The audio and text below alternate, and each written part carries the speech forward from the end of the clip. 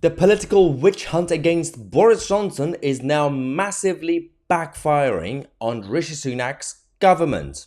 Oh, what a surprise.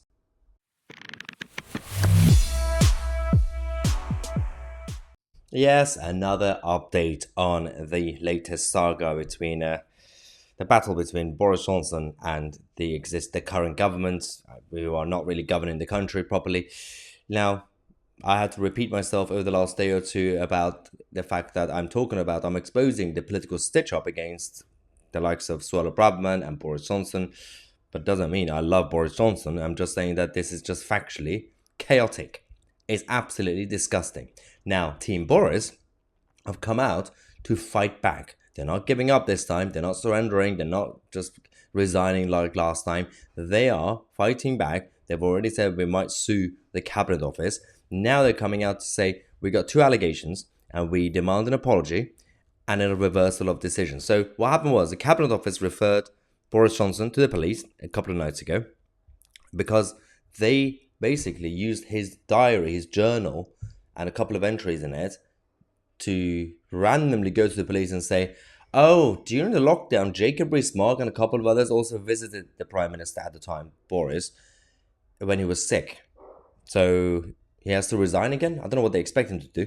But the issue with this is that they said, oh, this was just impartial civil servants doing their jobs.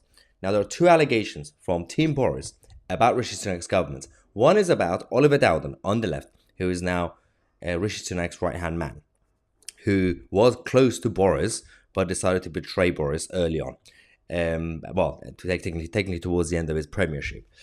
One allegation is about the fact that they say, well, the Cabinet Office seem to have made their own judgment before the police by also talking to the inquiry and Sue Gray and all the others. This is about Harriet Harman's privileges committee and the communications between her and the Cabinet Office. And of course, the Cabinet Office are denying these allegations. But today, the privileges committee said that the government had told them that as part of their work preparing Boris Johnson's witness statement for the inquiry, the council team supporting Mr. Johnson identified a number of diary entries as potentially problematic. Those entries are based on an assessment by government legal department as to events or activities which could reasonably be considered to constitute breaches of the COVID regulations. Now, Boris's allies say that this is a clear allegation against the former Prime Minister based on an assessment which made without his knowledge. So, in the wording of those things to Harriet Harman's team, from the government side, Rishi Sunak's government, they've already made their judgment by saying, well, there's a problematic, could be a breach. So they've already made the judgment, which is not supposed to be the job of the impartial civil service. Second allegation is about the involvement of Rishi Sunak and his ministers in this saga, in terms of the leaks, in terms of the reporting to the police from the Cabinet Office. And of course, Rishi Sunak is also denying these charges. But at the same time, the Express was led to believe yesterday that the whole matter was not one to be considered by ministers nor the Cabinet Secretary, Simon Case. Now, this was like last night when the Daily Mail reported that the Cabinet Office Minister, Jeremy Quinn, signed off the handover of material to the Privileges Committee without informing Boris Johnson. So the allegation from Boris Johnson's people is true. You literally had one of your ministers, Jeremy Quinn, signing off the handover of those materials, the documents, when they sent it to Harriet Harman. Now, this is the issue because the departments have consistently denied that any minister was involved or the Cabinet Secretary, and they just referred it to the police. Well, you didn't, did you?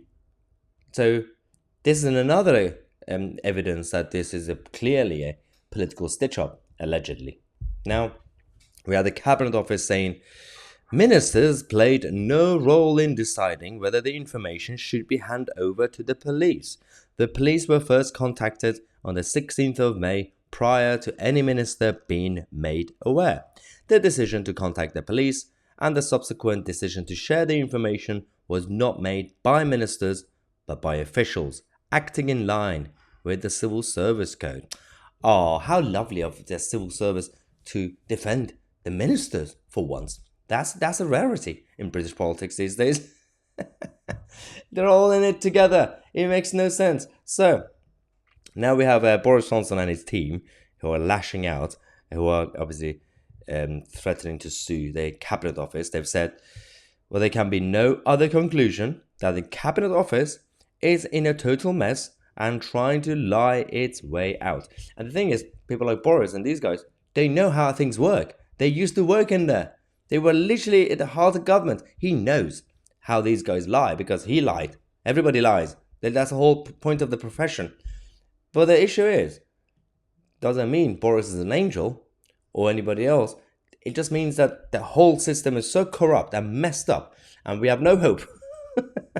This is the end of the world. But we have to expose these things because at the end of the day, the general public are not going to get any of these scrutiny, anything from Sky News or BBC. So you guys, if you share this, we still get more hits and ratings and views than the mainstream media channels. We still have more influence across the country than many others. Us and other independent media outlets, we are now completely dominating the news narratives. We are fighting back because there's no way we can sit back and wait for the likes of the BBC or Channel 4 or ITV or GB News or Sky News or any of these mainstream media channels repeating the same lines. Every single day, you get 2 or 3 topics, repeat the same thing in a cycle.